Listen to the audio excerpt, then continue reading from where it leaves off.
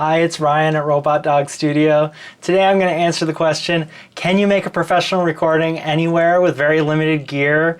And also, what the heck is going on with my studio and what does recording look like for me these days? Come on, check it out.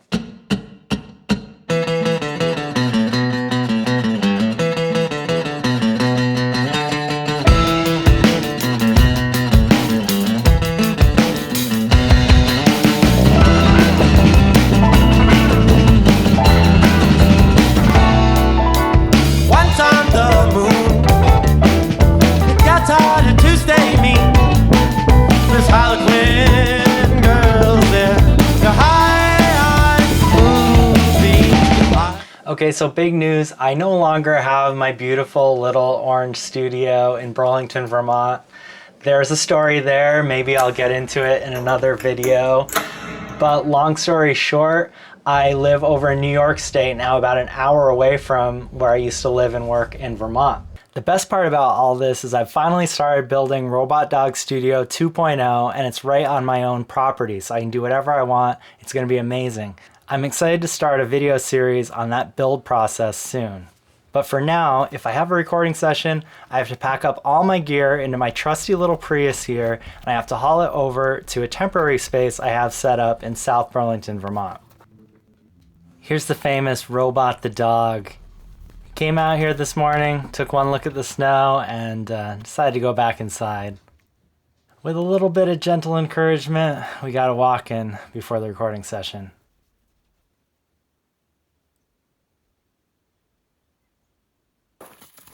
Robot's 14 years young, and he doesn't quite walk like he used to, but he still gets around just fine.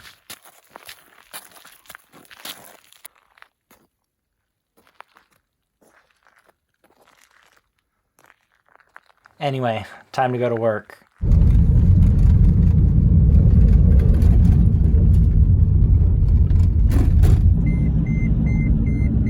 I often put one of my gear racks on the front seat, and the Prius thinks it's a baby or something. Anyway, here we are coming up to the Champlain Bridge. And we're in Vermont. Driving. Anyway, eventually we get to the big city here.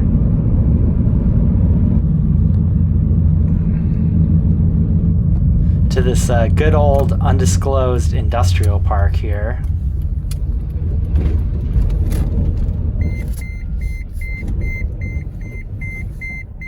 Yay, time to unload all my gear and haul it up this ridiculously long stairwell.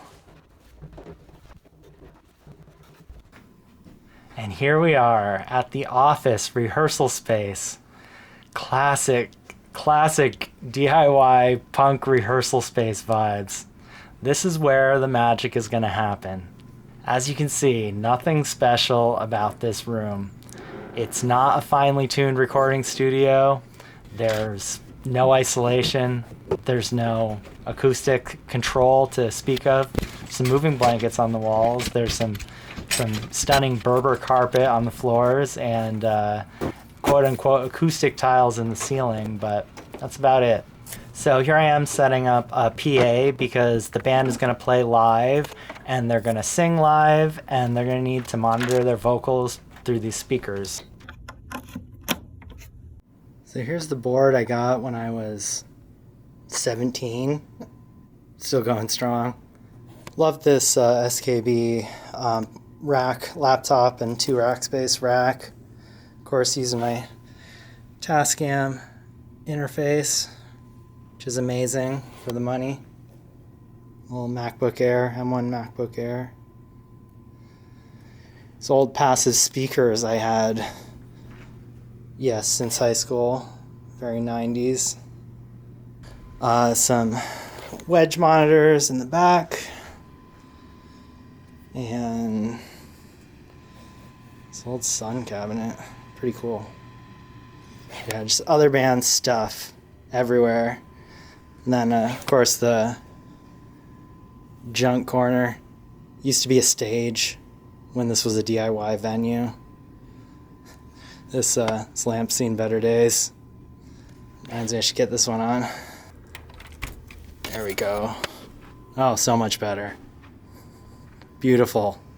Anyway, here I am opening Logic and setting up the session.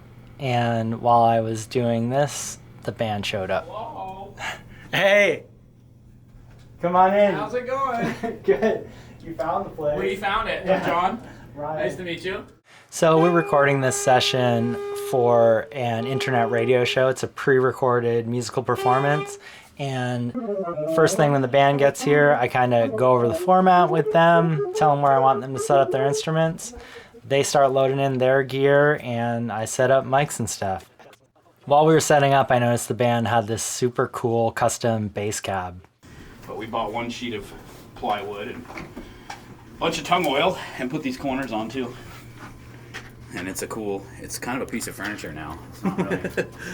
It is. You all put those expected legs to on, open now it up it's and like have a such a- turntable in there. did like a That's what we built-in really act, should have right? done, man. Anyway, these sessions are down and dirty, and lately I've been getting into using an SM57 on the kick drum. That really helps with isolation.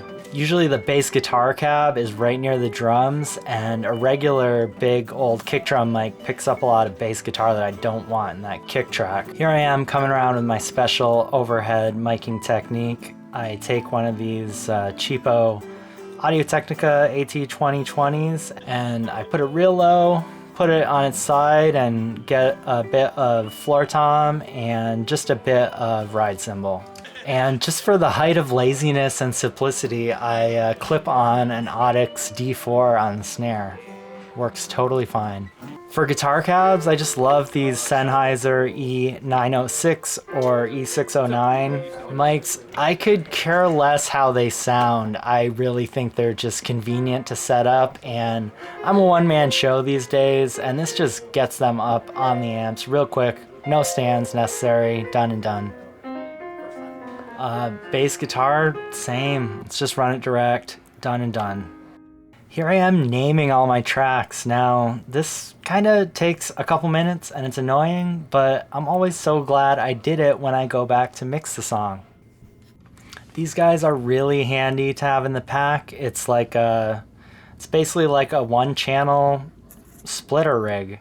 I run them in line with the mics that are going into the PA, and I can pull an isolated signal right off those and run that into my interface. Keys, come on now. Let's not get fancy. Just gonna run a mono into a DI box here. We're in business. Ditto with acoustic guitar. We're going direct.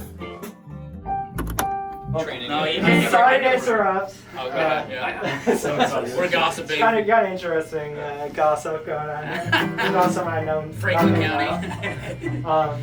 Jump from a moving vehicle? Yeah. Rolling backwards. Wow. It's honestly not even surprising if you knew the guy.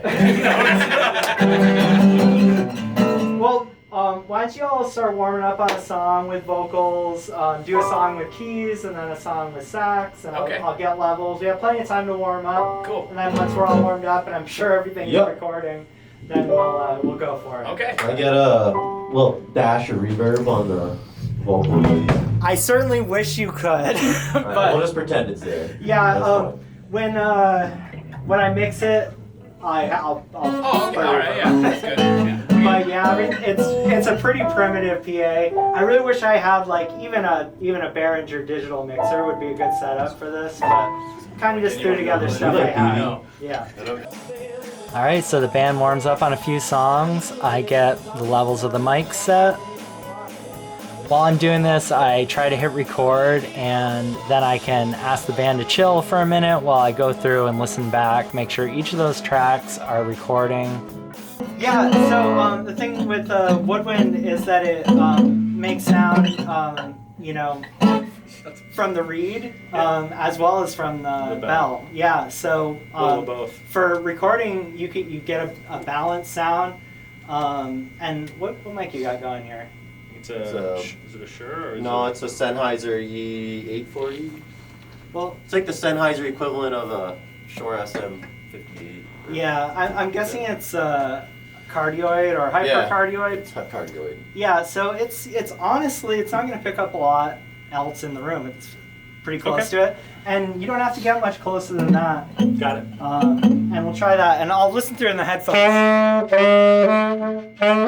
And the tone sounds great on the sax in that position. That'll probably have you guys warm up on one more song while I get the camera angle set up. Cool. Awesome. Yeah, so I'm a one-man band these days, so as soon as we get the audio, I'm getting the cameras set up and rolling. If I'm going to be panning one, I make sure it pans left to right and stays level.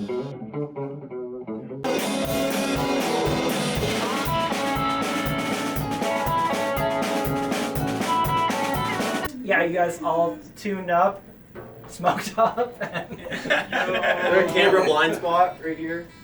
All right, I'm gonna roll it, and Tim, you can take it away. So here we are at the office under the watchful eyes and ears of Ryan Cohen in the Robot Dog Studio mobile unit. Tonight I'm joined by Johnny, Cody, Simon, John, and Matt, collectively known as Johnny Hick and the Kickers. How you doing tonight? Pretty good, and yourself? I'm doing great. So this song's called I've Gotta Go. And it's more or less about finding your way back home.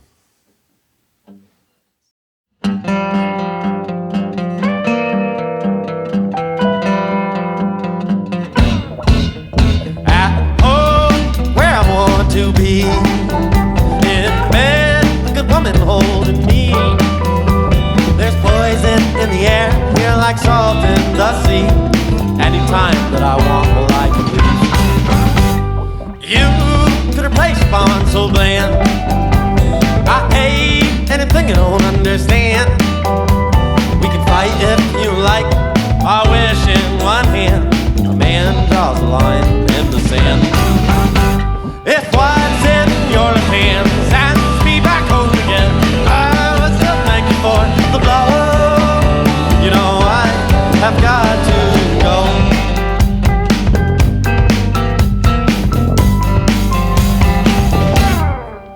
Don't shake up that tone with me. He said, gonna show me. Anyway, thanks for checking out this behind the scenes / studio update / life update. I'm really excited to get back into making more content, and I hope to see you on the next one. Bye. Sends me back home again.